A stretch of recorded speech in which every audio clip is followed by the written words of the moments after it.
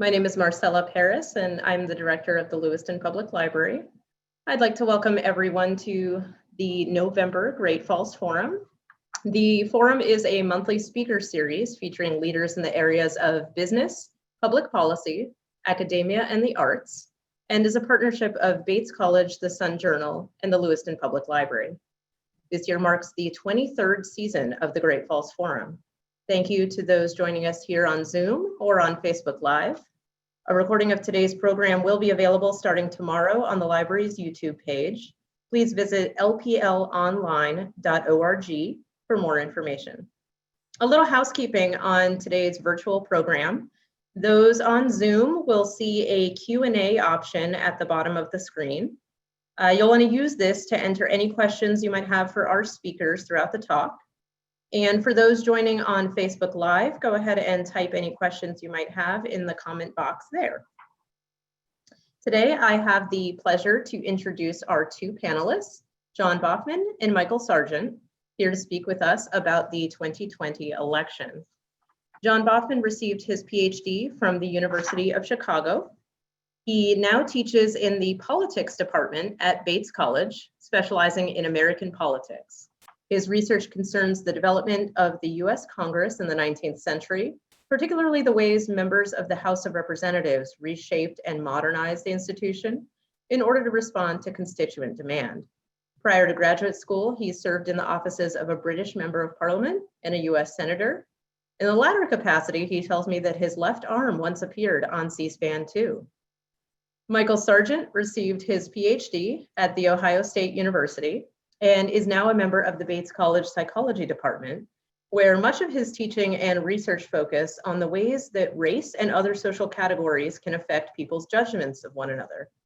He identifies as much as a political psychologist as a social psychologist, and in his spare time produces a podcast about politics and policy called Tatter.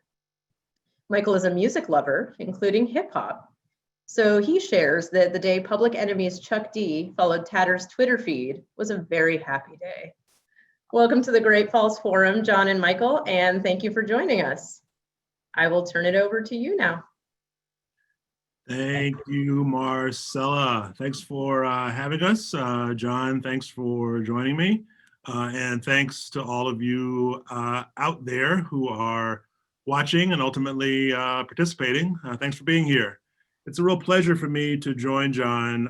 He's not only a colleague, but he's also a friend. And I will say that I have always enjoyed talking politics with him, and I always learn something. And I think that, and certainly hope that you may all learn something as well. I have long been an amateur political observer, but I'm just a psychologist. John is the political scientist. He's the pro. And so in our conversation, I'll mostly be asking questions. I may, because I'm opinionated, I may offer a few thoughts. I won't claim that they're insights, but I'll mostly ask John for his thoughts. I want to give you a sense of how this will go today in terms of format, and then we'll get underway. John and I are going to have a conversation, and during that conversation, feel free, if you hear something that raises a question for you, feel free to use the written Q&A function in Zoom to type in a question. I'll try to keep an eye as we go along on those questions. I can't promise that we will address all of them, but if I see one pop up that's relevant, then I'll interrupt the conversation and we can address that. No matter what, at no later than 15 minutes before the top of the hour, we will shift to a fully open Q&A, still using the written Q&A functionality, and we'll try to get through as many questions as we can. Again, depending on the number of questions and the time, we may not get to them all, but feel free to pose them.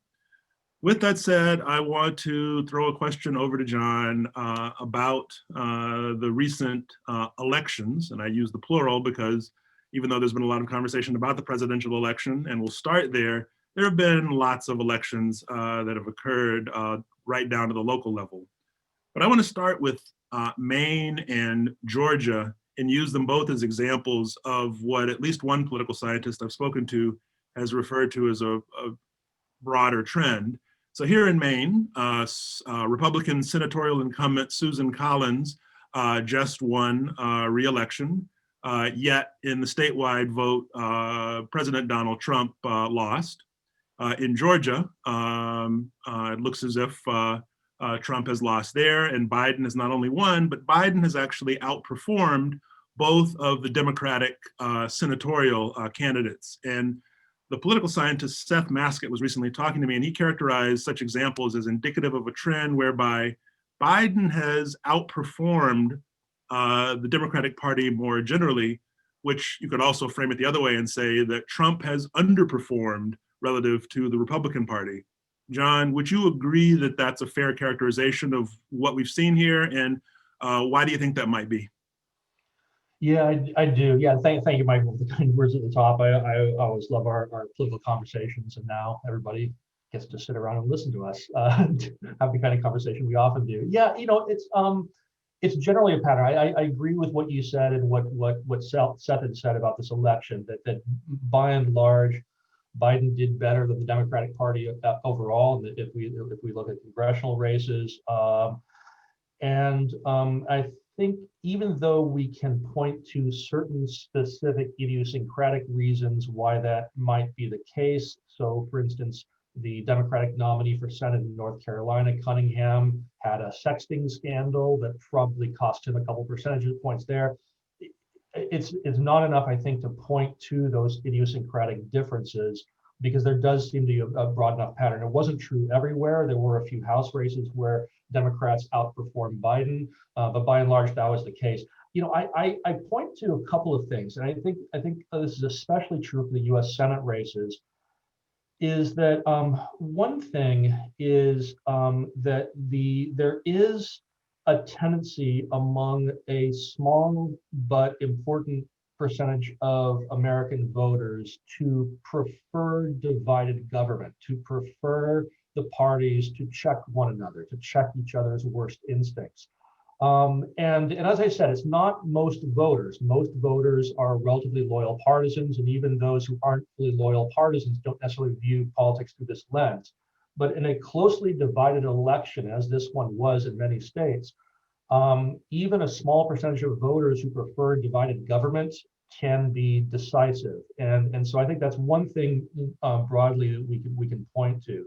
Another thing that we can point to is that there does seem to be quite a bit of evidence that while there was a rejection of Trump personally, there was not a rejection of the Republican Party, and probably not even a rejection of Trumpism, however we define that.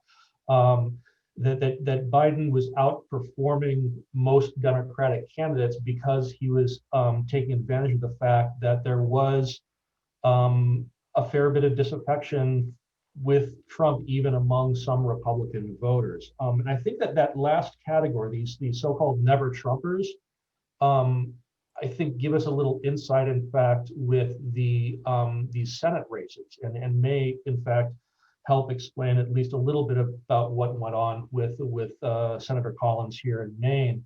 And that is that from what I've seen, there does seem to be some evidence that because Biden was running so comfortably ahead through the late summer and early fall, that while he was able to hold on to much of that support through the election, Democratic Senate candidates, I should say, lost some of their support as we got closer to Election Day.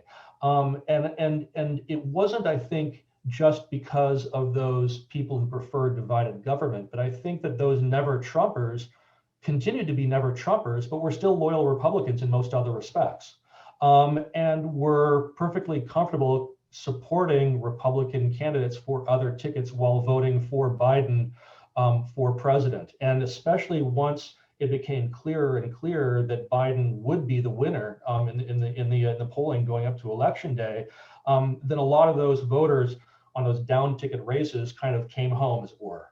And so I think that that shift towards Republican senators late in the election can be accounted for, I think, largely by those kinds of factors. So yeah, that's kind of how I see that. In the case of Georgia, we may be able to kind of, especially if there is interest later, we could get into the special elections there.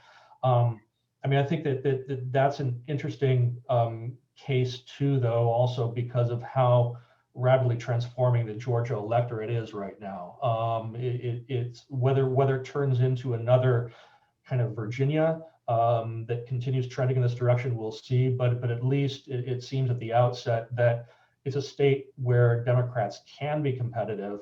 But even in that environment, as he said, Biden was running a little bit ahead of those Democratic Senate candidates who are now in the runoff. So I want to jump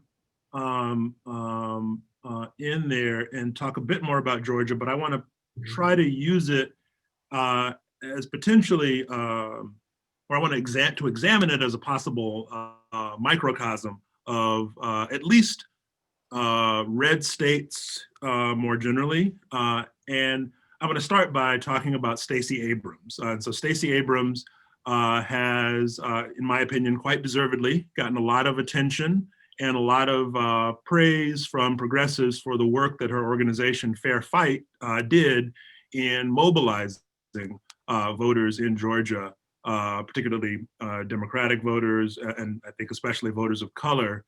And many have cited that organization's work as one of the factors that promoted Biden's success. But I saw a recent article at the website 538 where Perry Bacon Jr. not only cited Stacey Abrams' influence, but also suggested that another factor, and the most important in his judgment, was Trump. That is, this was a referendum on this election, as I read him, was a referendum on Trump. And that if that's the case going forward, it might be a challenge for Democrats to maintain the kind of success that they achieved in Georgia. And that argument took me aback because I must say I'd gotten really excited, and I'll put my partisan cards on the table, as someone who is a Democrat.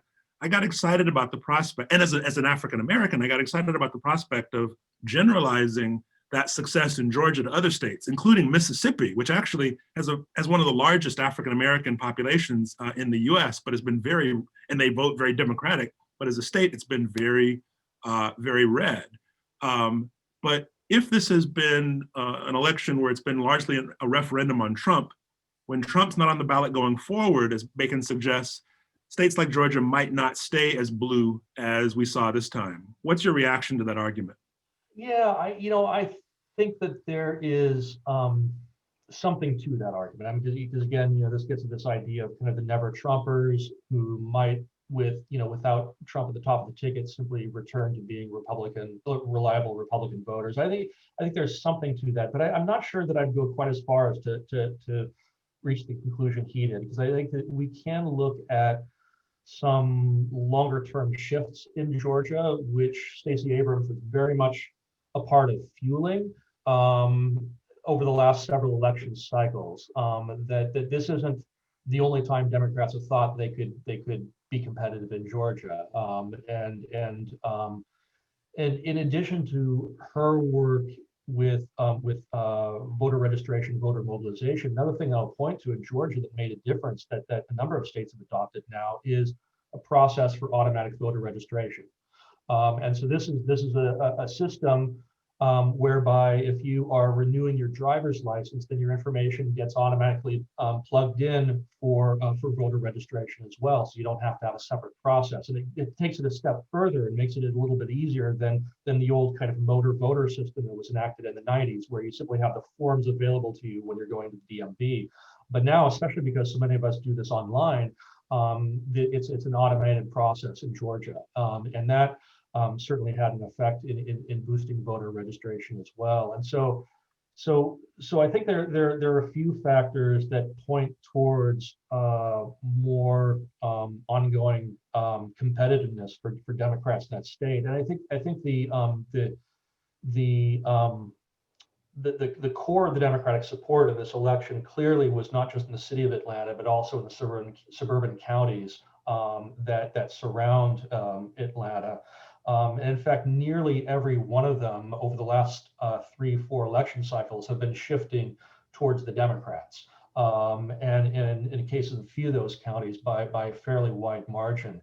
And so I think it's more than just Trump at the top of the ticket that mattered. I mean, it may have tipped the balance in a very close election like this. I wouldn't be at all surprised if that's the case.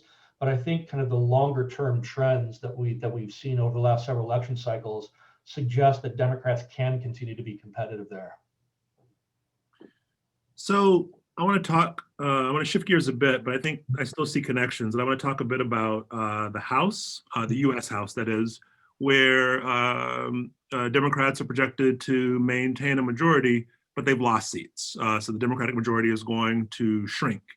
And there was at least one article in the New York Times about a 3-hour phone conversation involving Democrats with tears and profanity and recriminations. And it was clear that even though there's been, I think, a really striking absence of intra-party, or at least overt intra-party conflict during the campaign, now that the votes are in, it was clear from that report that Democrats feel free now to point fingers at one another. And so in the article, on the one hand, you had so-called Democratic moderates saying, "You progressives with your defund the police slogans," and I see that actually one of the questions that's come in made reference to that. Moderates are saying, "You progressives with your calls to defund the police, that's going to lose us seats."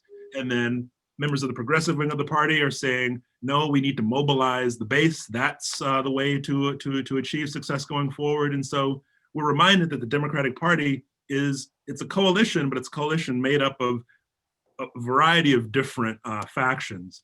And so I wonder, as we look ahead to the coming years, if you have any thoughts on how that's likely to play out as moderates and progressives perhaps engage in more conflict in trying to determine the direction of the party. Yeah, it's a really, really interesting and complicated question.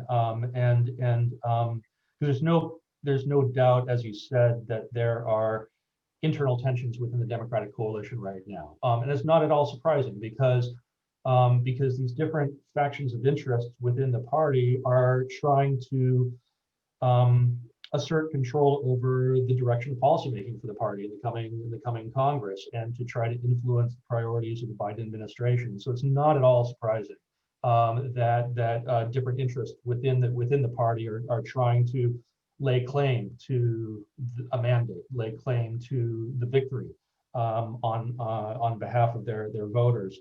And both parties have been engaging in some version of this, and so far at least the Democrats have not done so in a way that seems actively destructive to their own agenda. If you look at the role of the Freedom Caucus for Republicans during the first 2 years of Trump's term, this was a moment of unified Republican control of government, and yet they had enormous difficulty getting through some of Trump's priorities, including anything approaching healthcare reform, because of the internal factionalization within the party, because of kind of brinksmanship game that some Freedom Caucus members were playing with Paul Ryan and the Republican leadership in the House. And so I don't think that the Democrats are in that position yet. They've seen warning signs of what can happen by viewing what occurred on the other side of the aisle a couple of years ago. But let me step back a little bit actually and answer this in another way, because I think this is one of the interesting things in thinking about political parties as sets of complex interests. If we compare the US system to the systems present in many other democracies that use a form of proportional representation, those electoral systems give rise to many political parties, each political party with a narrower ideological viewpoint, perhaps centered around a certain kind of social or cultural or religious identity. And in systems like that, the problem of coalition building typically occurs around election time and forming a government. So those interests come together and negotiate with one another who's going to constitute a governing majority. And you'll have several political parties come together to do so. In the US system, that kind of negotiation among interests happens all the time, but it happens mostly within party umbrellas. And so the parties themselves in the US are these complex governing coalitions trying to win control of government. And that kind of renegotiation is happening continually within a political party. And so in the case of the Democrats, I think there is a particularly acute challenge. And that is that it's a matter of both winning a majority in the House, while also trying to win majorities in the Senate and the Electoral College, neither of which currently are arranged in a way favorable to Democratic political interests. And the reason I say that mainly is that we're at a relatively unusual moment at the level of party polarization along urban and rural lines. It's historically not always the case, but it is right now that there is a fairly strong partisan divide along urban and rural lines. And that means that it is rather more difficult for Democrats to put together a governing coalition to be able to win a Senate majority, to win a majority in the Electoral College, as Joe Biden did, and also to win a House majority. And so that in addition to the standard challenges that either party has in trying to maintain a coalition across multiple varying constituencies across the country, the Democrats also have to do so in a way that allows them to win in places where it's frankly easier for Republicans to win. And that's the only way that they are able to win majorities in the House or the Electoral College now is to build that kind of cross-cutting coalition. But that's going to just to jump in. Sure. Would Maine's second district be an example of a place where? Yeah, and the kind of difference we see between the first district and the second district is kind of a microcosm of what we see around the country. The challenge of the Maine Democratic Party in being able to field candidates in both districts and across all the various state legislative districts across the state that allow them to maintain a governing majority. And it can be done, right? So Democrats won in both the first district and the second district in the U.S. House, and retained majorities in the state legislature in both chambers, right? So it can be done, but it's a challenge, and it creates tensions within the party coalition in order to keep the various collections of interests satisfied, that they really do continue to have a seat at the table. And especially winning the White House, that's going to bring all of those underlying tensions to the fore. It's something that parties always live with, but becomes acute as the moderate wing of the party and the progressive wing of the party, for lack of better terms, are trying to influence the priorities of the Biden administration. It's a natural thing, but they have to figure out a way to live together, because that's the only way they'll be able to govern. Without a way to maintain that coalition, they won't continue to be in the majority after the next election in the House, and they won't be able to retain the White House after 2024. That's not to say that it's going to be easy to do so, but I think what I've seen so far, even with the meeting that you described, even with the kind of Twitter back and forth between House members trying to interpret the meaning of the election, even with all of that, I still see a party that's probably in a better position to govern together than the way the House Republicans were at the first half of Trump's term, where Paul Ryan really was kind of kneecapped by members of his own party at times. So I want to come back to these issues, including talking a bit about the potential implications of the Democrats losing their majority in the House in 2022. But I want to talk about polling, because there have been at least a couple of questions that have come in while you and I have been talking about polling. Yeah. And I'll start with one that asks, and I'll just quote the person directly, why were the polls so far off in the Collins and Gideon Senate race? And so maybe you can start there, but also feel free to talk about polling errors more generally.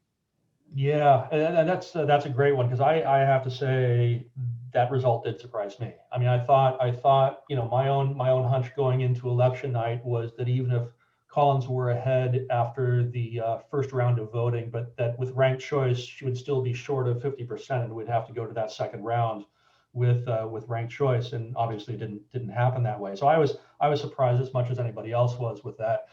And it was the case based on the evidence that we've seen so far, that there did seem to be a general underestimate of support for Republican Senate candidates. And the error with regards to Collins was larger than we saw in other states, I believe, from what I've been able to compare.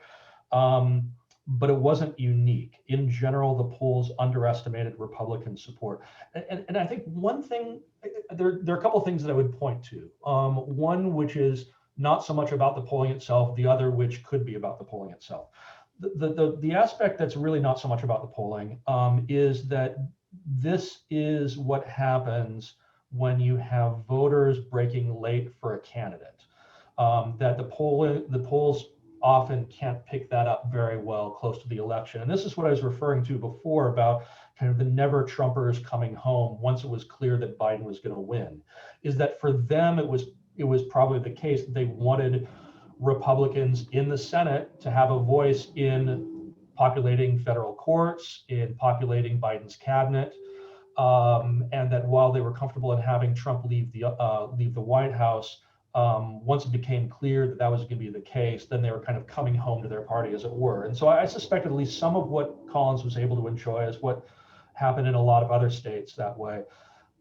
I don't know, but I wonder how much of the vote against the Barrett nomination provided a little bit of reassurance, especially for some of those voters. It's like even if they're unhappy with her Kavanaugh vote, well, maybe her vote against Barrett was a signal that she's still the same Susan Collins we knew before, and that it kind of reassured that tendency to kind of come home a bit.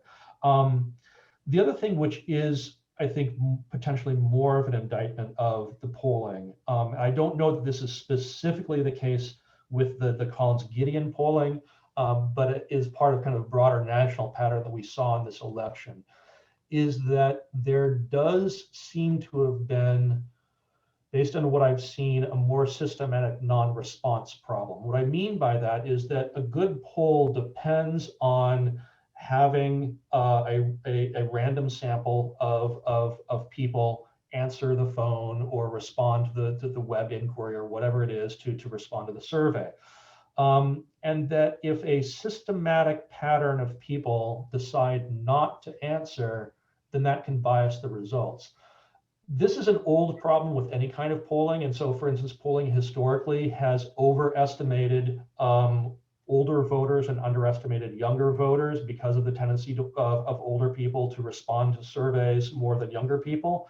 But this particular problem of systematic non-response may be a newer problem that we saw a little bit of in 2016 and arguably more of this time around. And that is that it seems as though there may be a subset of potential respondents or voters who are suspicious enough of media organizations, suspicious enough of pollsters in general, that they're choosing not to respond. And if those kinds of people with harboring those kinds of suspicions are disproportionately supporters of one party or the other, or disproportionately supporters of one candidate or another, that's going to bias the results. And so in this election, if it turns out that Republicans were more likely to engage in that kind of non-response than Democrats, then that's why we see the kinds of results we do.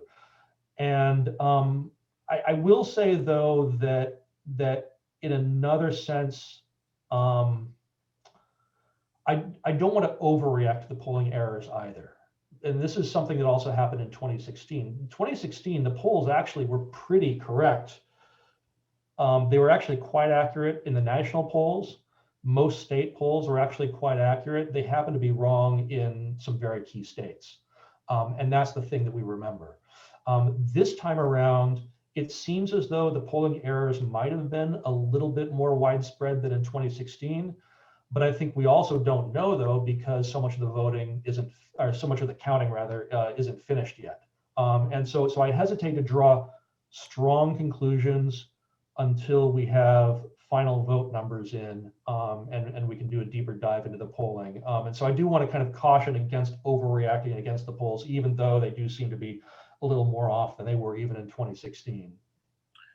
One more question from an audience member that intersects with polling.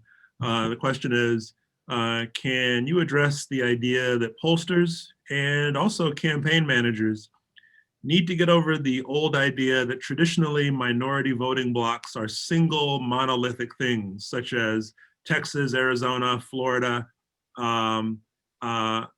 so Texas, Arizona, and Florida Latinx voters, as if they're a monolith. Can you talk about that? Oh, absolutely, absolutely, you know, so you know, so Latinx voters, I think, are a perfect illustration of that tendency to oversimplify in the way our media talks about Latinx voters, in the way pollsters interview, in the way that political consultants talk about voter outreach. You know, and this is true for other groups. For Asian Americans, there's historically been a vast oversimplification as well, and for African Americans too. I mean, there's a long history of exactly this kind of problem, and it was particularly acute, I think, in this election, especially if we look at Latinx voters and the differences across states.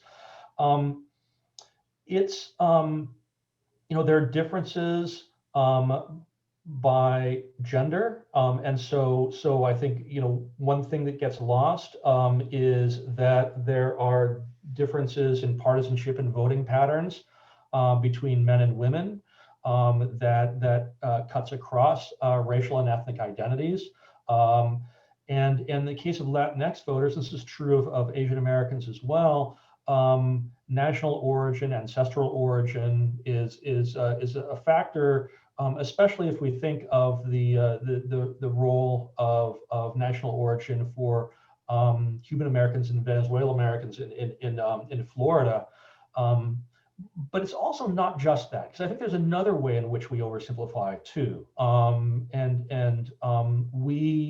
mean, especially white journalists and political consultants and candidates in ascribing beliefs or political attitudes that may actually not be present in the communities that we're talking about or trying to reach, to mobilize.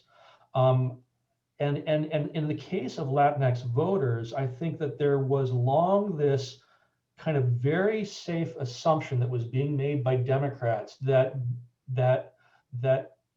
there isn't any possible way that most Latinx voters could vote for Donald Trump or the Republicans because of his immigration policy.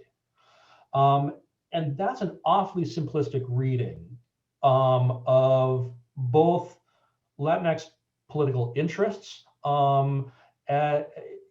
more broadly, but also the way that the question of immigration and other political issues impact different communities. And so we see, for instance, it's been a common feature of survey research over the years that immigration is often not the -- issue for Latinx voters, even categorized broadly, and especially not if we subdivide that by region of the country or by other factors such as income and education level. That you know, in this election, the COVID response was an important factor. Jobs and education are often important factors, right? That there's a multiplicity of issues that get lost by thinking of a group as monolithic, but then not only that, but then ascribing to them a certain set of assumptions that we're making without actually fully understanding what it is that the voters themselves want. And so I think there are actually a couple of layers of problems that especially Democrats ran into in this election that is all too commonplace. It's yes, both as the person asking the question said, treating them as monolithic, but then taking the further step of not actually understanding what it is that they really want, they're really responding to in politics. So I'm going to pivot again in response to a different question, and folks keep bringing them in. These are great questions. But there's one question that reminds me that we've been talking a lot about national issues, but there are several questions that are more local in their focus. One of which is about the second district and Jared Golden's recent reelection there. And I'm also aware that we've been talking a lot about the challenges that Democrats have faced and will face, the lessons they might learn.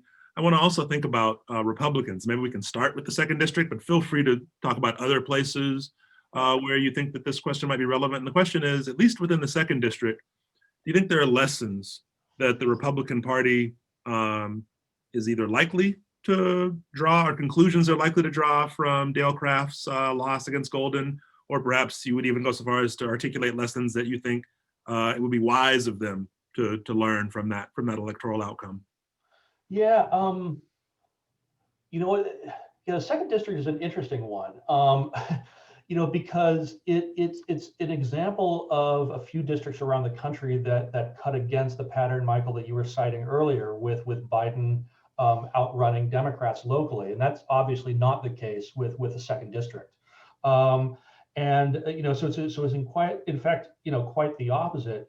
Is that Jared Golden was able to reach a lot of Trump voters in a way that other Democratic candidates in many other parts of the country could not, while also not really sacrificing his Democratic base either. And so that I think is kind of the interesting thing about the second district for him. And one way that I think that he was able to do this is to actually successfully cut against the pattern that we see in many other congressional elections these days, is congressional campaigns these days. So kind of the broad pattern that we see in American elections recently is a nationalization of local races. That most voters respond to state and local races with an eye towards their opinion about the national parties. And that much less so than it used to be, those national partisan tides, how we feel about the top of the ticket, how we feel about the national party, drives local election decisions. And Maine actually very much cut against the grain in that regard, both with the Collins victory as well as the Golden victory. That in both cases, in different ways, these were candidates who were able to maintain a local appeal in a way that really is kind of unusual in American politics now. It's more unusual than it used to be. And so strangely enough, I mean, I think that beyond the fact that Crafts was an underfunded candidate when he got the nomination, given where he needed to be in order to have a viable challenge against Golden. I mean, leaving kind of those campaign finance questions aside, the thing that I think was so amazing about the Golden race is the fact that he started out the year on everybody's list of the top 20 most endangered Democrats. And by election day, he wasn't on anybody's top 50 or top 60, right? The most competitive races. And he was able to do that by keeping the election local, to keep it about him and his service in the district. And weirdly enough, I think what Crafts was unable to do was nationalize it. I mean, if he had nationalized the election in the same way that other congressional candidates in other parts of the country have done, then he ought to have been able to win that district, right? And that if anything, it was his failure to be able to hold on to those Trump voters that was his biggest undoing. And I think that speaks as much, at least as much, to Golden's effort over his first term to try to keep the politics of the race local. But I think it's also a failure of Crafts not to figure out a way to nationalize it, because that was his best path to victory, and he failed to do so. And to the extent, for the coming term and however long Jared Golden stays in the second district, to the extent that he's able to resist those kinds of national tides, that's how he's going to insulate himself. His strength on that, his hold on that district will last as long as he's able to resist those tides of nationalization. You remind me of a conversation I had a couple of years ago on my podcast with the rather colorful Maine commentator Al Diamond, where he said of the second district, I mean, this was rather stylized and exaggerated, but he said that they don't vote out incumbents. Obviously, we've seen they do. Yeah, a couple of years ago, we saw that can't happen. But he was suggesting that there is a strong incumbency advantage, and as I understood him, it was tied to a sense that if the incumbent can plausibly speak to a record of service to the constituents in the district, it's going to be tough to unseat them. And so by that logic, it would seem as if unless perhaps through nationalizing the race, as long as Golden is seeking reelection, and as long as he can cite a record of effective service to the district, he'll be tough to unseat. Does that sound about right to you? Yeah, I think that's right. I mean, I wouldn't say that that's unique to the second district or even unique to Maine, but I think there is that possibility in other parts of the country too. But I think that we do see a history of it here in a way, and a recent history of it here in a way that is becoming less common in other parts of the country. And I'll just say also that incumbency advantage is a big advantage no matter what. And this is also another reason why Democrats absolutely should not poo-poo Biden's victory by any means. And this is something that I think we're starting to hear a little bit in this fight between the moderates and the progressives within the party. Is how much meaning can we take from his victory? Unseating any incumbent, and especially a first-term incumbent president, is an incredibly difficult task. And so I think that there is kind of a built-in advantage that Jared Golden will continue to have, but that it takes work to maintain it. It's not something that comes automatically or naturally. It's something that comes through work. So one more question before I take more of a back seat and respond to questions from the audience, although I'm prepared to fill in the gap if necessary. But so Republicans continue to maintain dominance over state legislatures. So out of the 98 legislative chambers that are partisan, so there's one in Nebraska that's elected on a nonpartisan basis, but out of those 98, Republicans control about 3/5 of those chambers, and that did not change during this election. They maintained that dominance.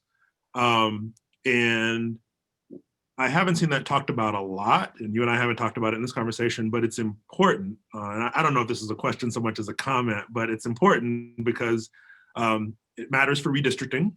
And as we've seen in, say, states like Wisconsin, how you carve up districts matters. It matters within the state. It matters in terms of representation in the U.S. House. You can have a party, as has been the case in Wisconsin, where the Republicans, based on what I've seen, they've actually not had a popular majority vote, but they've still had a majority in the state house because of the gerrymandering of the districts. And so controlling those legislatures matters there. And it also could matter, at least in abortion politics, because with a 6-3 conservative majority on the Supreme Court, state level restrictions, it remains to be seen what will happen, but they might be sustained by this court, restrictions on abortion. I wonder if you would push back on either of my assumptions there, or if there's anything that you would add regarding the importance of Republican dominance at the state house level. No, I think you captured it pretty well, and I think really the biggest kind of ongoing issue for the Democrats is on control over redistricting, because as you said, it has implications for the U.S. House. It has implications for the state legislatures, and it can have lots of other indirect policy effects because of that.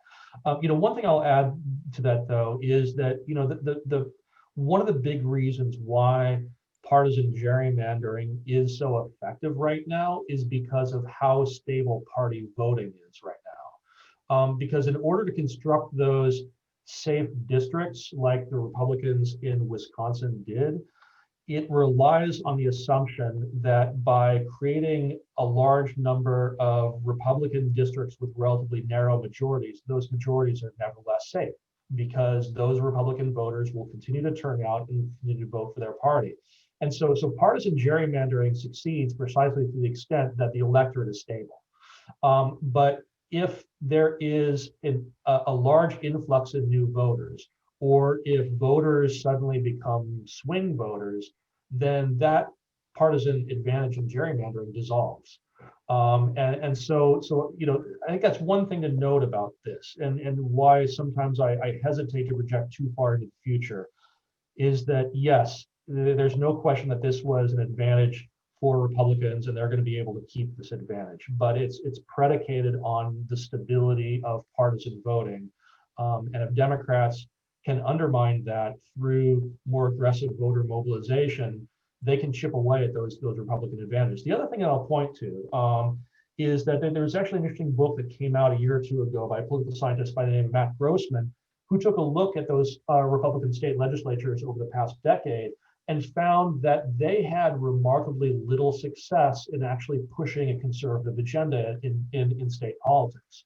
And that there were enough other counter pressures, both from institutionally within state government, but also from the voters themselves, that they actually did not have a wave of Republican success in policymaking. They had a wave of success in winning elections, but much less so in actually pushing a conservative agenda at the state level. And so I think that's one thing to have in mind. So that there are ways, even in cases like Wisconsin, for the public to push back, such as electing a Democratic governor, and by they have elected judgeships there, and by electing a Democratic member of the state Supreme Court, right? As was the case in a recent election. So there are mechanisms available, and he found that over the past decade, those Republican majorities in the state legislatures were actually not quite as successful as they hoped in pushing their agendas. But yeah, we should probably turn to some questions from the audience now.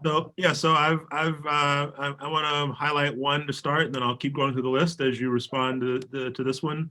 So one question is about voting access and actually fair districting. And the question is, what do you think are the chances now for reform at either the federal level or the state level in terms of either voting access or fair districting?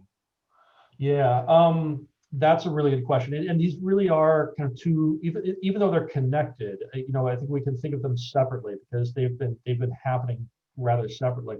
So on voter access, this is where I think the story is kind of interesting and mixed over the past few years. So at the same time that states have put up certain barriers to voting, such as voter ID laws, or as is the case of for Milwaukee, removing polling places in the city, but retaining polling places in the county. Those are clearly efforts to make voting more difficult, and especially in the placement of polling locations without really even much pretense that it's about things like accuracy or security. But at the same time, those things are happening. States are also enacting other laws that are expanding access. And I mentioned the automatic voter registration law in Georgia. And this is, I think, one of the things that's so fascinating about this is that in many cases, the very same states that are creating new restrictions for voting, such as in the state of Georgia, the aggressive process for purging the rolls, which knocked off many legitimate voters prior to the 2018 election, that very same state has also made other choices to increase voter access. And so it's possible to make those gains. And there is evidence of it succeeding.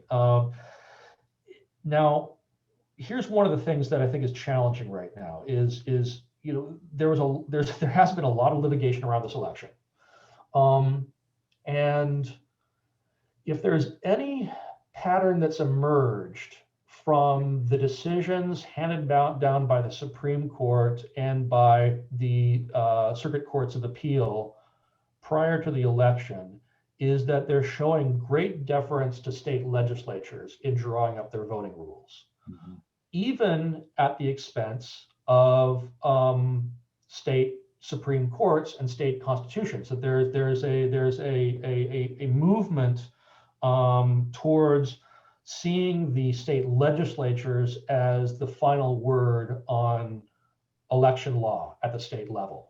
Is this in the wake of the Shelby County versus Holder decision?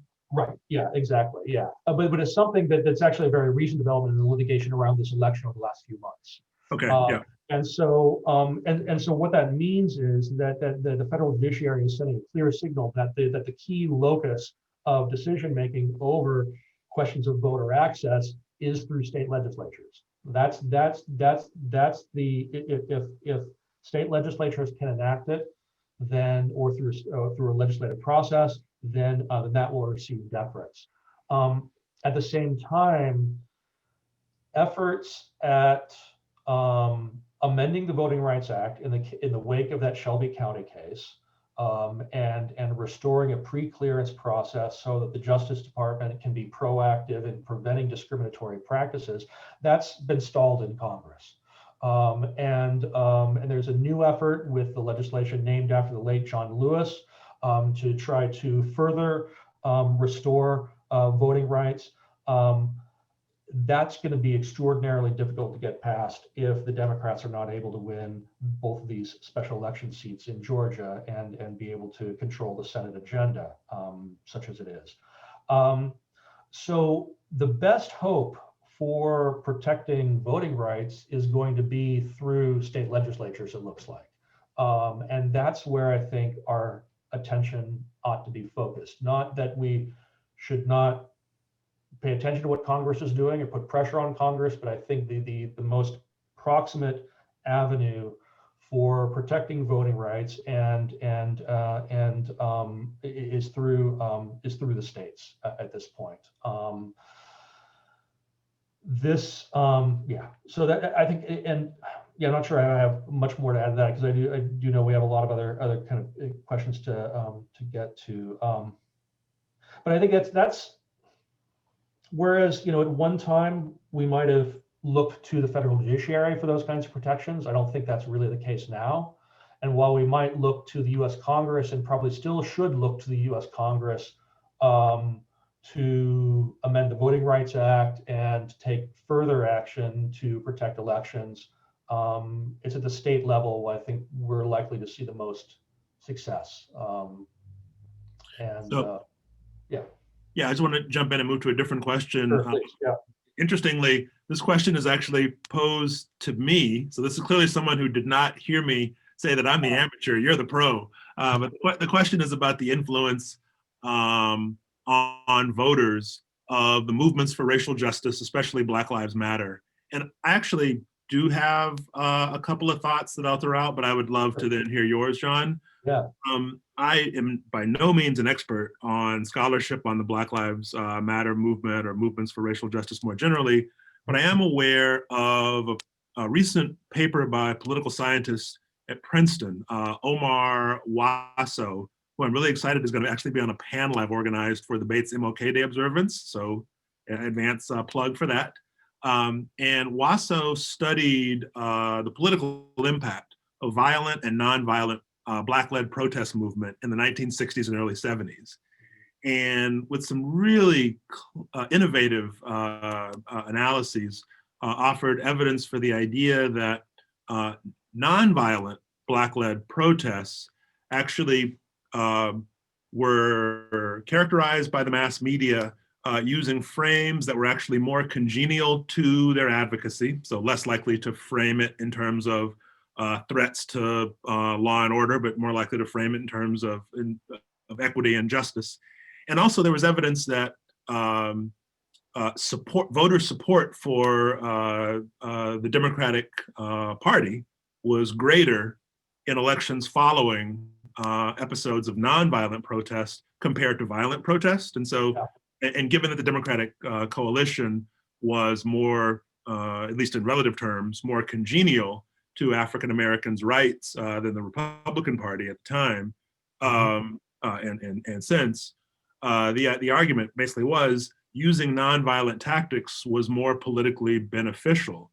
And I've been impressed when I've seen instances at which at protests for racial justice, if people attempted to do violence, I often saw, I mean, this is anecdotal, but I often saw young Black people intervening to say, no, looting is not going to help us.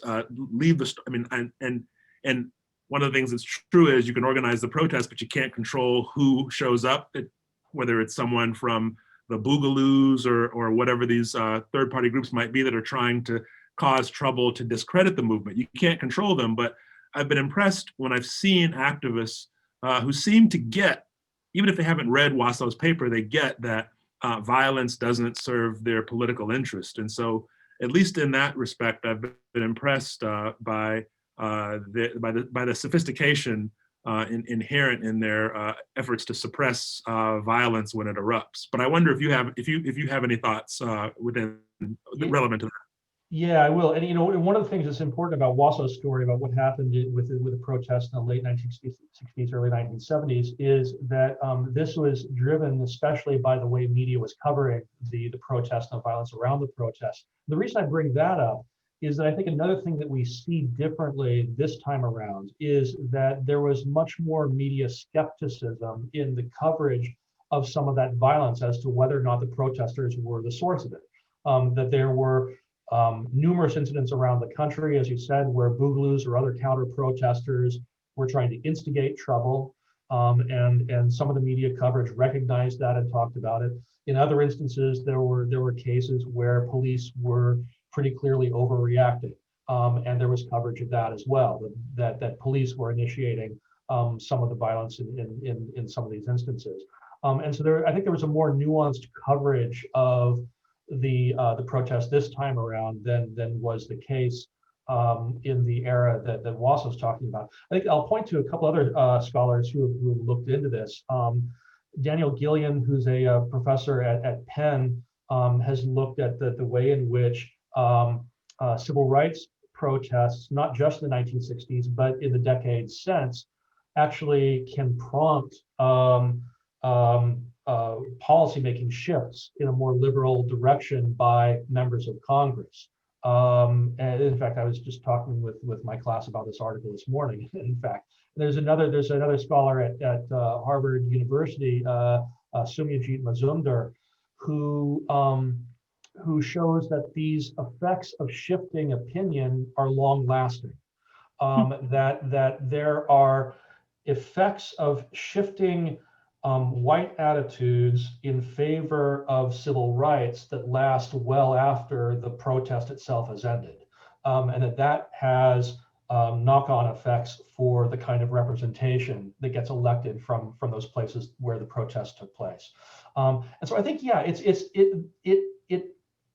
think there's demonstrable evidence historically and also recently that protests can shift not just public opinion, but also the behavior of policymakers.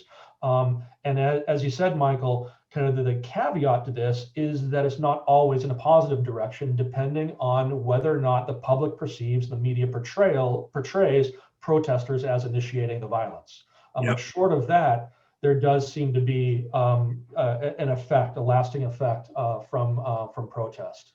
Yeah. So this has been a lot of fun as always, John. We should probably leave it there and throw it over to Marcela to wrap up. Thank you both. I was just thinking, I wish we had a second hour to go into because I think we could easily do it. So I just want to thank you both again for joining us today. This was fascinating. We really appreciate your time. As a reminder to everyone in attendance and those who are not, this session will be available on the library's YouTube channel starting tomorrow. And so if you'd like to listen again or share it with friends, family, colleagues, absolutely do so. This is also available now on the library's Facebook page as well, and that should be as soon as this wraps. So thank you again, and have a wonderful day, everyone.